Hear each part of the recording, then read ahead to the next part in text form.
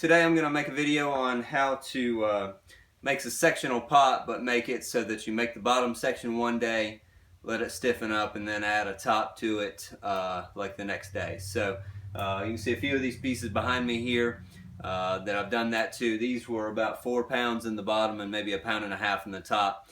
And the reason for doing that, at least for now, is because the clay I have to work with is really soft, and it's just not possible to get a piece that height or that shape with the soft clay that I have. Now, if I had stiffer clay, a lot of these pieces I definitely could have made in one piece.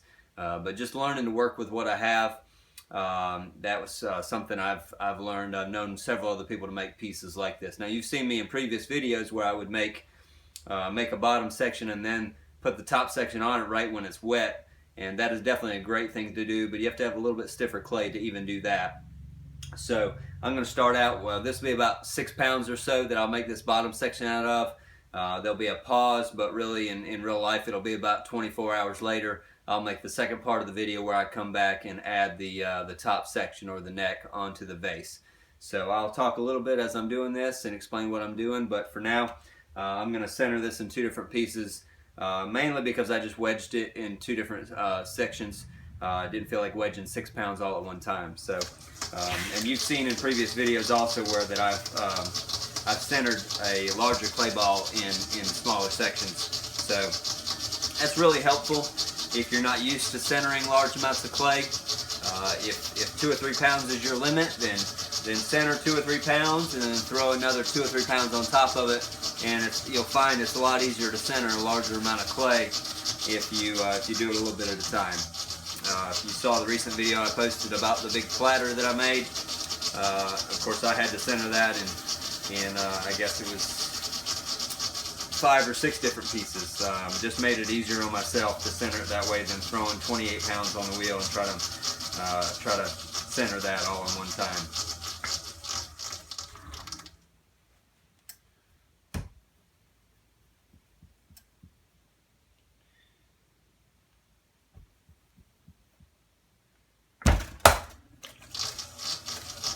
You can probably tell, if you're familiar with clay at all, how truly soft this clay is by how easily it's moving around. Might make it a bit challenging even to throw the bottom of this vase that I'm going to throw, but we'll see.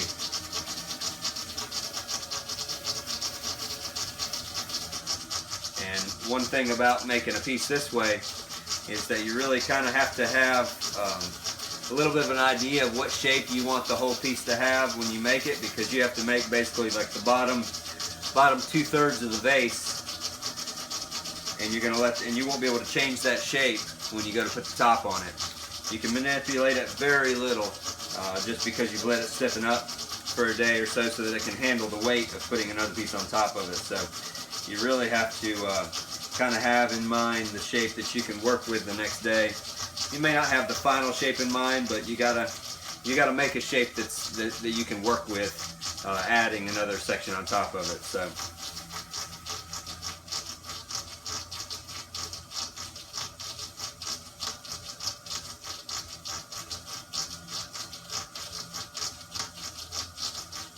I'm mainly going to try to just keep this cylinder as small as possible, just to help me get more of the weight out of it. So that it can hold itself up and be in really soft clay. I'm just going to have to be very judicious with how much I pull and when I pull in order to keep the integrity of the piece.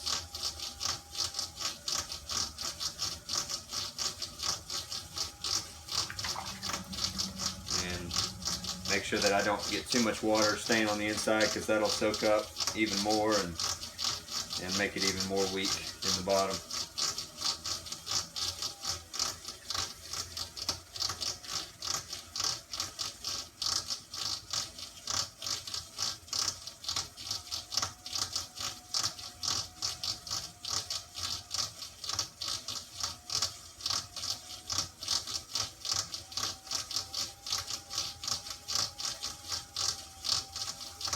Also, if I can keep this cylinder small, it's a lot easier later on to go out with the clay than it is to bring it back in. So, especially with soft clay. Bringing soft clay back into a smaller cylinder is even more difficult than it is with stiffer clay. So all around, using softer clay is much more difficult for a lot of reasons.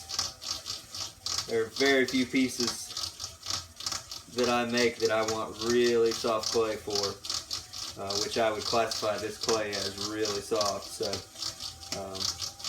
but like I said, you got to get creative and figure out ways to make it work based on what you have. Especially in my situation right now, I do not have a pug mill. So if I had a pug mill, there's one thing I could do is I could set the clay out, let it stiffen up a little bit, and then run it back through the pug mill, which would help tremendously. I have access to a couple of them, but at the moment it just wasn't feasible to do that.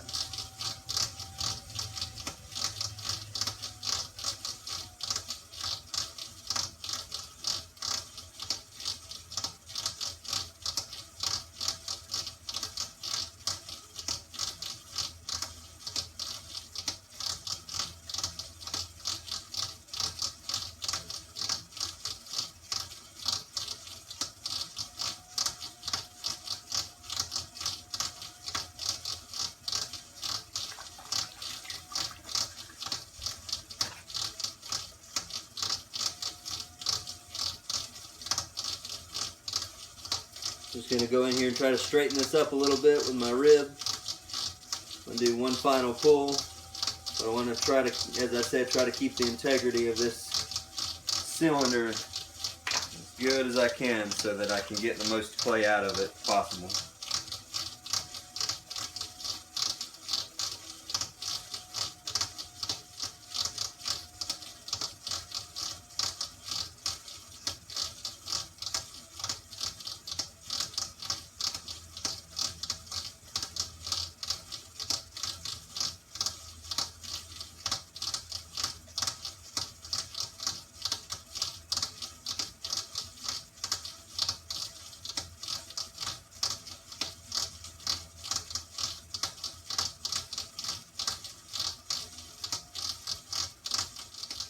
So for me, I'm really happy with that being about 6 pounds and that soft of clay to get that height. So now what I'm going to do is just start doing a little bit of the shape that I want out of this cylinder. I have very little water in the bottom now, just based on how dry that I was able to keep it while pulling it. First thing I'm really going to do is just get it all running really even and smooth before I spend much time shaping. Another thing with soft clay is I'll have to shape a lot more gradual. So I put too much stress on this as I'm shaping it. It'll torque and twist, especially near the bottom. That's something I have to be very careful about.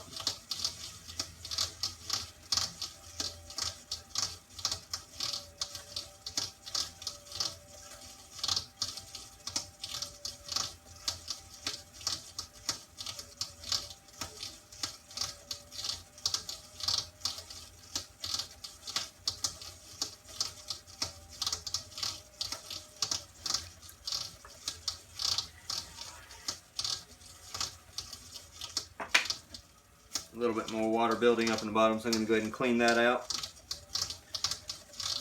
Pretty much from here on out, I'll be throwing dry, other than just a little dampness on my fingers on the inside.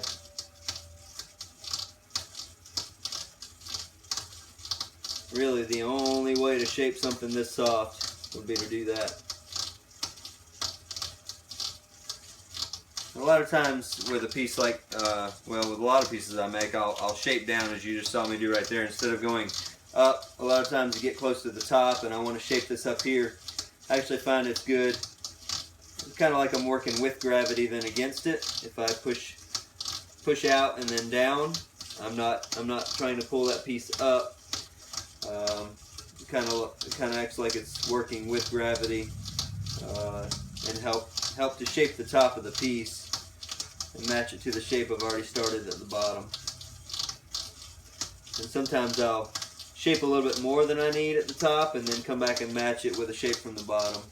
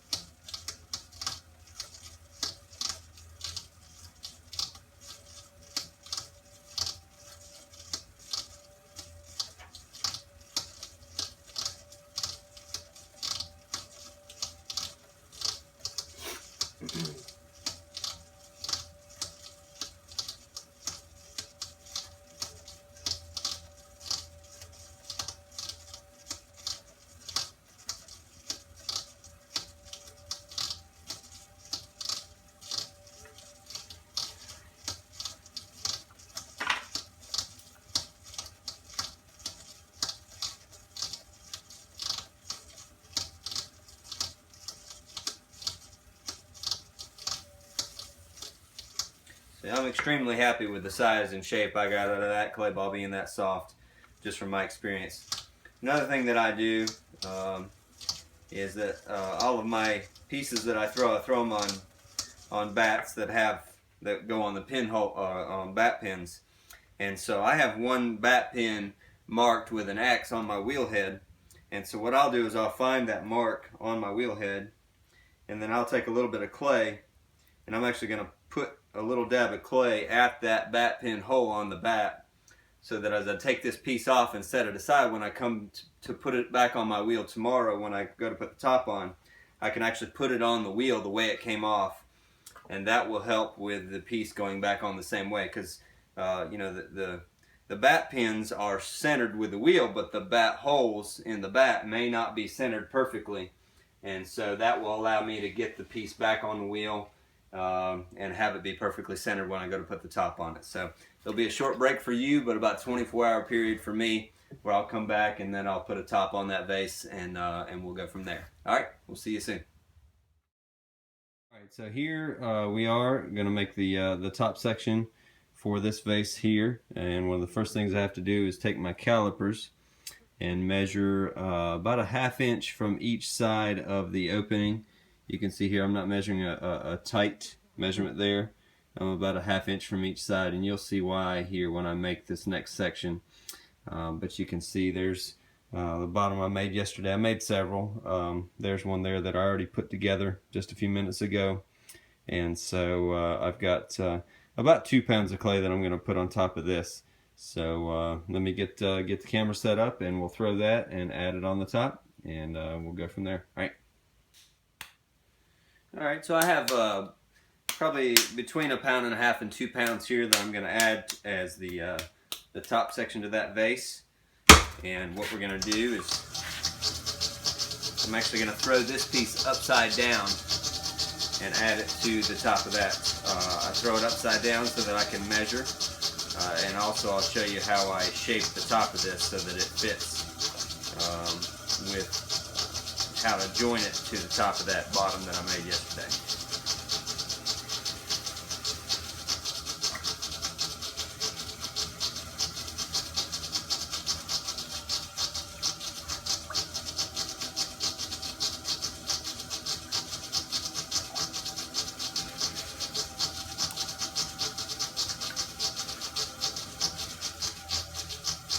So I'm throwing this piece that has no bottom in it. This is just going to be a cylinder without a bottom. Of course, it's because it's going to be the neck of the top of that vase.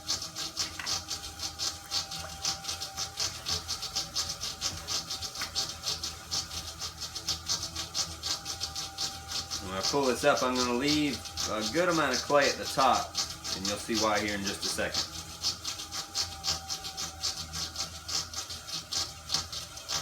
I'm going to get this pulled. I'm not going to pull it extensively, and I'm also not going to put any shape to it. I'm just going to get it pulled up, and then here I'll show you how I shape the top of that.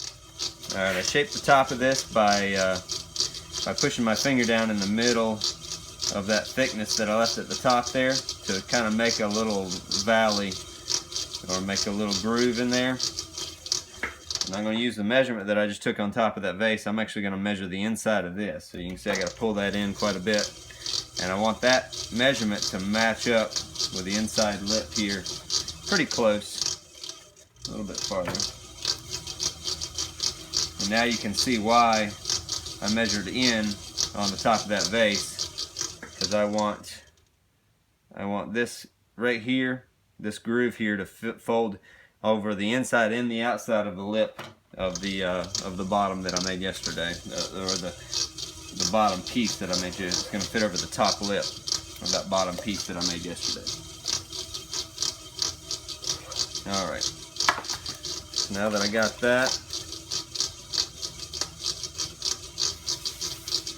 now as I told you yesterday, I marked the bat of the bottom section so that I can put it back on the same way that it came off. And I've got my mark on my wheel head right here. So now I'll take that mark that's on the bottom of this piece where I put that clay, and I'll put it on the bat pin so that I can get that back on the same way it came off. Okay, so now what we're going to do is take this on the bat and flip it upside down and just kind of rest it down in there, and hopefully it fits on there pretty good, pretty evenly. That's a really good placement there. You can see it's running pretty evenly all the way around. I'm just going to clean off the section here because I'm going to have to hold that with my chest while I pull the wire. I'm going to hold the wire up against the bat and pull it towards me to release that top piece from the bat. Once I've done that, just lift the bat off, and now I have the top section at least placed on there. First thing I'm going to do is actually just add a little bit of water to the top here and just kind of pinch that down. I've got a lot of extra clay here because this was the bottom of the section, the piece that I just threw, and I just want to smooth that up so it doesn't catch on my arm also as I'm throwing. I'm going to add a little bit of water right here, right where I'm going to push that down. I'm going to reach in on the inside and kind of smooth see, I've got the clay on the inside. It's kind of like, whoops, it's like that top section is fitting down over top of that lip, kind of like this. And what I want to do is go on the inside and smooth that down on the inside, and on the outside you'll see me smooth it on the outside over top of it. Basically making like a tongue and groove connection here.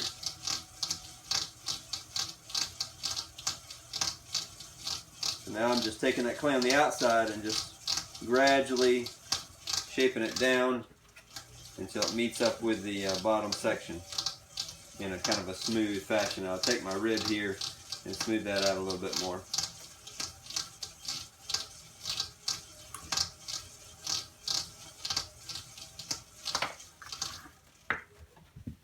And we'll change angles here so maybe you guys have a better view of what I'm doing over here on this side. So all I'm doing now is I'm actually working on the inside. I'm using my hand on the inside to kind of smooth that down. As you can kind of see what I'm doing with my finger here on the outside also is taking that clay.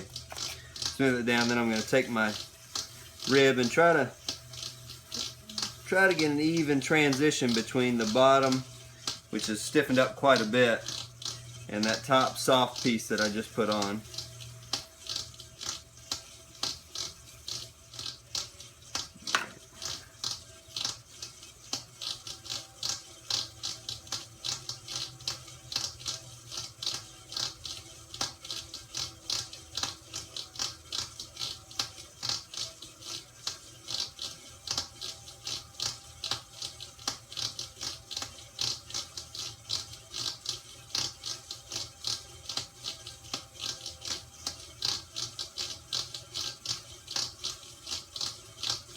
Now I'm just shaping the top like I normally would if I'd have made it in one piece.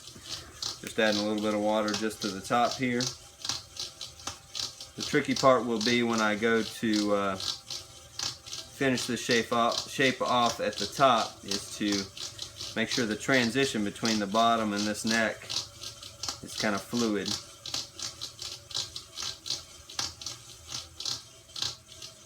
Another good thing to watch out for, I think I can feel right there where I might have trapped a little bit of air. That's definitely something to watch out for in making pieces like this. If you do, it's usually not too much air and it's not hard to get out. Just pretty much where that little tongue and groove was, I trapped a little bit of air. Just got to make sure I get that out.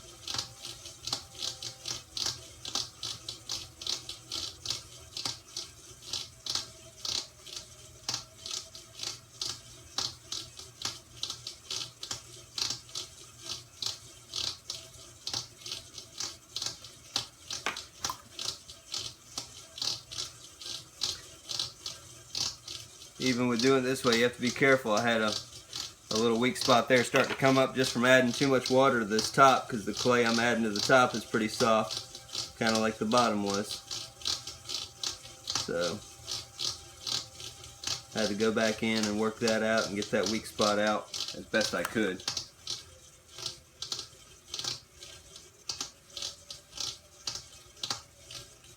I try to lean back and look at the overall shape, kind of decide where I want that top to go based on the shape of the bottom.